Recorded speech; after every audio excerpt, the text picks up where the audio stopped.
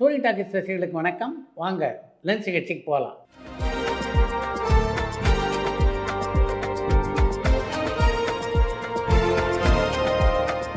என்னம்மா முதல் கேள்வி? ரீசெண்டா ரிலீஸ் ஆன இட்லி கடை படத்தை விட காந்தாரா படம் அதிகமா வசூல் செஞ்சிருச்சுன்னு வரும் செய்தி உண்மையான? சென்னையில இருந்து அருண் கேட்டிருக்காங்க. தனுஷ்னுடைய இட்லி கடை படத்தை விட காந்தாரா திரைப்படம் தமிழ்நாட்டிலே அதிகமான வசூலை பெற்றிருக்கிறது அப்படின்றது உண்மைதான். சித்ரா சார், நீங்க ப்ரூஸ்லி, ஜாக்கி சான் படம்லாம் பாப்பீங்களா? இவங்க நடிச்ச படத்திலே உங்களுக்கு பிடிச்ச படம் எதுன்னு லண்டன்ல இருந்து கெவின் கேட்டிருக்காங்க. ஒரு காலகட்டத்தில் ப்ரூஸ்லி, ஜாக்கி சான் ஆகியோருடைய படங்களை விரும்பி பார்த்து கொண்டிருந்த ஒரு ரசிகன் தான் நான். ப்ரூஸ்லி நடித்த திரைப்படங்களில் என்டர் த டிராகன் எனக்கு ரொம்ப பிடித்த படம். அந்த படத்தை பலமுறை நான் பார்த்திருக்கிறேன். ஜாக்கி சான் நடித்த படங்களில் எனக்கு ரொம்ப பிடித்த படம்னா அது ஷங்காய் நூன் என்ற திரைப்படம். சிரஞ்சீவி சாரை நீங்க முதல்ல எப்போ சந்திச்சீங்க? அவங்க கூட இருந்த மறக்க முடியாத அனுபவத்தை ஷேர் பண்ண முடியுமான்னு கோவையில இருந்து ரிஷி கேட்டிருக்காங்க. பாரதி ராஜாவின் உதவி இயக்குனராக நான் பணியாற்றிய காலகட்டங்களில் சிரஞ்சீவியை பலமுறை சந்திக்கக்கூடிய வாய்ப்பு எனக்கு கிடைத்திருக்கிறது. என்றாலும் அவரோடு நான் நெருங்கி பழகியதுன்னா அது பாரதி ராஜாவின் இயக்கத்திலே ஒரு திரைப்படத்திலே அவர் நடித்த போது தான்.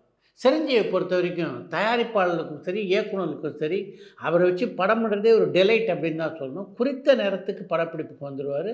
அதே மாதிரி டைரக்டர் என்ன சொல்கிறாரோ அது பேரில் விவாதமே இருக்காது.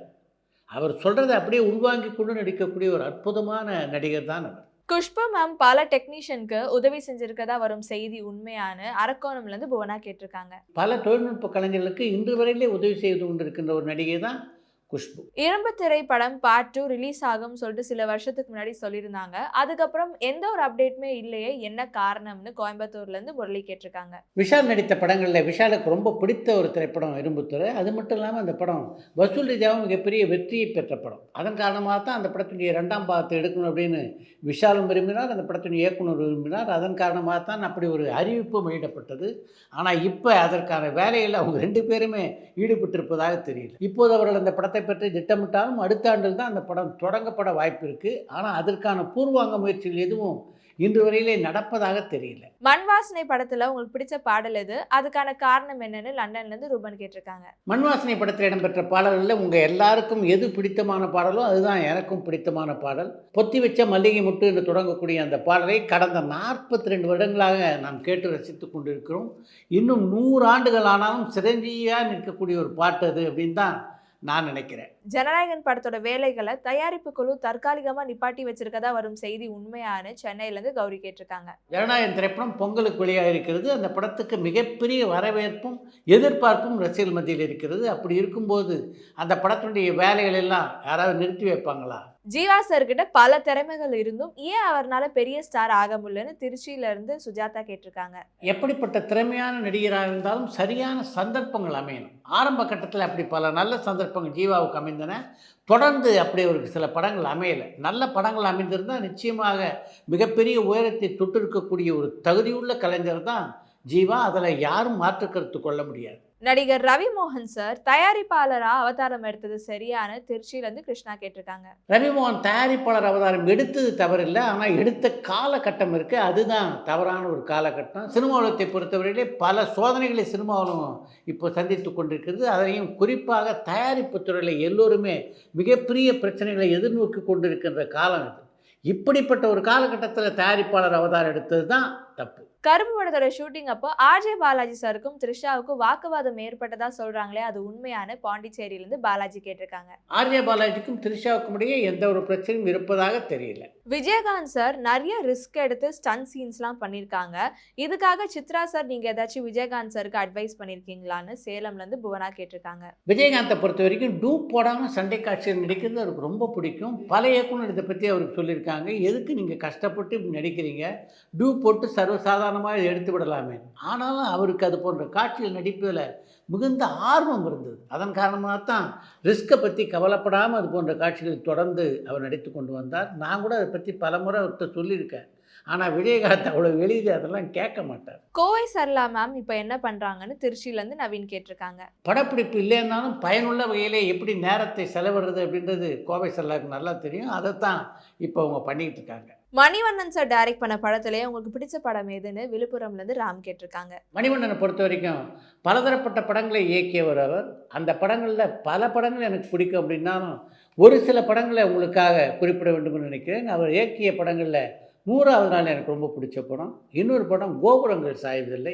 இந்த 2 படத்தையும் தாண்டி இன்னொரு முக்கியமான படம்னா அது அமைதிப்படை. வித்யாசாகர் சாரோட மகன் ஒரு படத்துல ஹீரோவா நடிக்க போறதா ஒரு செய்தி வந்துச்சு.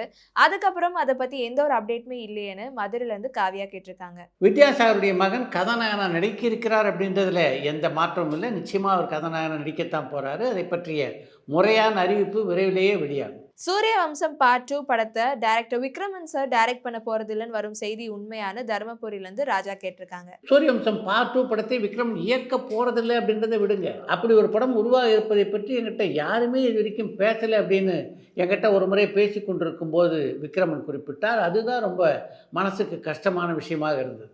எல்ஐகே படம் சிவகார்த்திகேயன் சாருக்காக எழுதப்பட்ட படம்னு சொல்றாங்களே, அது உண்மையான நாகப்பட்டினம்ல இருந்து கிரிஜா கேட்டிருக்காங்க. எல்ஐகே திரைப்படம் சிவகார்த்திகேயனுக்குத்தான் எழுதப்பட்டது அப்படின்றத விக்னேஷ் சிவனே ஒரு பேட்டியில் சொல்லியிருந்தாரு. அஜித் சார் ஆதிக் ரவிச்சந்திரன் சார் கூட்டணியில உருவாக போற படம் எப்போ ஷூட்டிங் ஸ்டார்ட் பண்ணுவாங்கன்னு கோயம்புத்தூர்ல இருந்து விஜய் கேட்டிருக்காங்க. ஆதிக் ரவிச்சந்திரன் இயக்கத்திலே அஜித் நடிக்க இருக்கின்ற படத்தினுடைய படப்பிடிப்பை இந்த மாதம் தொடங்கணும் அப்படின்னு தான் முதல்ல திட்டமிட்டு இருந்தாங்க. இப்போ அந்த படத்தினுடைய படப்பிடிப்பு கொஞ்சம் தள்ளி போவதாக நான் கேள்விப்படுகிறேன். சித்ரா சார், உங்க ஆபீஸ்ல வேலை செய்யறவங்களை நீங்க எப்படி பாக்குறீங்க? உங்க பிள்ளைகளா பாக்குறீங்களா இல்லைன்னா உங்க நண்பர்களா பாக்குறீங்களான்னு சிதம்பரத்துல இருந்து யுவராஜ் கேட்டிருக்காங்க. என்னுடைய அலுவலகத்திலே என்னுடன் பணியாற்றுவர்களை என்னுடைய நண்பர்களாகத்தான் நான் பார்க்குறேன். உலகத்திலேயே மிகச்சிறந்ததுன்னா அது நட்பு அப்படின்றது என்னுடைய எண்ணம். என்னை தலைன்னு கூப்பிடாதீங்கன்னு அஜித் சார் சொல்லியிருந்தாரே, எதுக்காகன்னு சொல்ல முடியுமான்னு கோயம்புத்தூர்ல இருந்து ராம் சரண் கேட்டிருக்காங்க. தலை அப்படின்றது அஜித்துடைய பெயர் இல்லை. ஒரு திரைப்படத்திலே அப்படி அவர் அழைத்ததை தொடர்ந்து பல ரசிகர்கள் தலை அப்படின்னு அவர் அழைக்க தொடங்கினார்கள். அதனால தான் அப்படி அழைக்க வேண்டாம் என்று சொன்னார் அஜித்.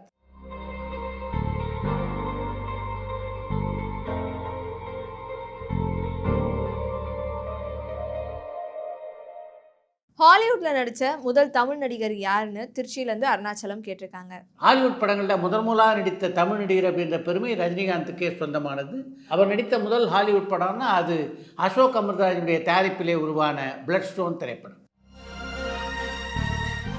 அடுத்து இன்று ஒரு தகவல்.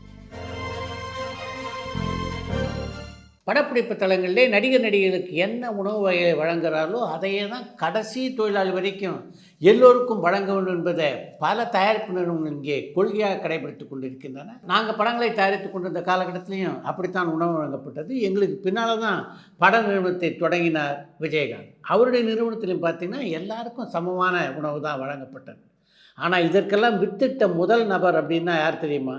அது மாடர்ன் தியேட்டர்ஸ் அதிபரான டிஆர் சுந்தரம். அவருடைய மாடர்ன் தியேட்டர்ஸ் நிறுவனத்தை ஏறக்குறைய 220க்கு மேற்பட்டவர் பணியாற்றி கொண்டிருந்தார்கள். மாடர்ன் தியேட்டர்ஸ்லேயே படப்பிடிப்பு நடைபெறுகின்ற நாட்களில் அவங்க எல்லோருக்குமே மதிய உணவு இலவசமாக மாடர்ன் தியேட்டர்ஸ் அதிபரால் வழங்கப்பட்டது. பிற்காலத்தில் நடந்த படப்பிடிப்புகளில் நடிகர் நடிகைகள் என்ன சாப்பிட்றாங்களோ அதையே கடைசி தொழிலாளி வரைக்கும் தருவது வழக்கமாக இருந்தது. ஆனால் மாடர்ன் தியேட்டர்ஸில் இருந்த முறை இருக்கு, அது அப்படியே தலைகீழ் முறை. அங்கே தொழிலாளர்கள் என்ன சாப்பாடு சாப்பிட்டாங்களோ அதே சாப்பாடு தான் நடிகர் நடிகைகளுக்கும். அந்த சாப்பாடு வேணாம் அப்படின்னு நடிகர் நடிகைகள் ஃபீல் பண்ணாங்கன்னா தாராளமாக வெளியிலேருந்து அவங்க வாங்கி சாப்பிட்லாம். ஆனால் அதற்கான காசை அவங்களே கொடுக்கணும் அப்படின்ற ஒரு சிஸ்டத்தை கொண்டு வந்திருந்த மாடர்ன் தியேட்டர்ஸ் அதிபரான டிஆர் சுந்தரம். மாடர்ன் தியேட்டர்ஸ் நிறுவனம் மாதிரி மிகவும் கண்டிப்போடு நடந்த ஒரு திரைப்பட நிறுவனமே தமிழ்நாட்டிலே இல்லை என்று சொல்லலாம்.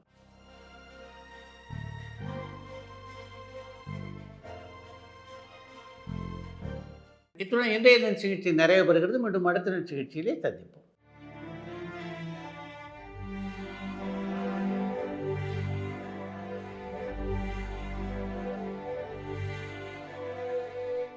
பரபரப்பான சினிமா செய்திகள், நட்சத்திரங்களின் பேட்டிகள், சினிமா வரலாறு ஆகியவற்றை பார்க்கவும் படிக்கவும் உங்களுக்கான இணையதளம் touringtalkies.co.